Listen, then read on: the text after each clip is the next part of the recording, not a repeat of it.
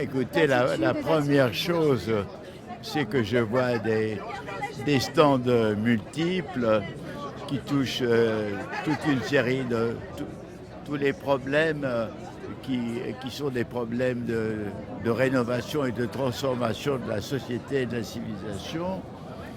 Et moi, je souhaite que toutes ces initiatives ne se dispersent pas après cette nuit, mais qu'elles maintiennent un contact.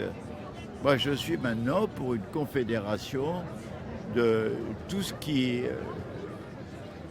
agit pour la solidarité, pour la convivialité, pour l'épanouissement des personnes et des communautés, et contre le règne du calcul, le règne du profit, le règne de l'anonymat.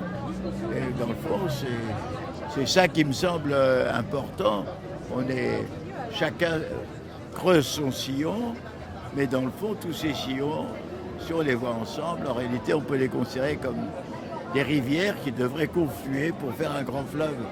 Chacune gardant sa liberté, son originalité. Il ne s'agit pas de faire surtout pas un parti politique. On est infrapolitique et suprapolitique. Mais si on s'unit et si on élabore une pensée qui montre une voie, on agira sur la politique. Mais le préalable, c'est de s'unir librement, pas en association, pas du tout en hiérarchie. Ils n'ont pas de pensée, ils sont dans l'immobilisme, ils sont dans... On ne peut pas... Mais enfin, peut-être que si nous, on devient une force agissante, on pourra les influencer. Mais pour le moment, il faut exister. On existe de façon dispersée. Il faut maintenant synergie.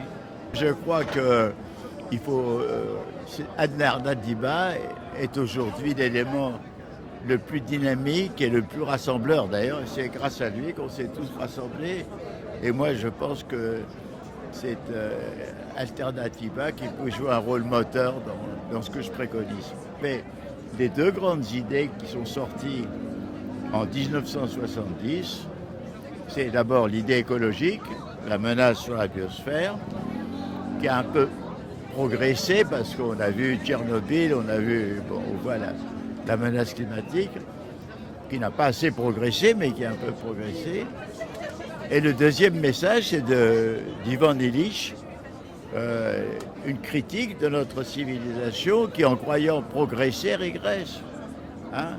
On prend la voiture pour accélérer, on se perd dans les embouteillages. Enfin, il y a la critique de la bureaucratisation de toute notre société et l'appel à un autre rapport humain.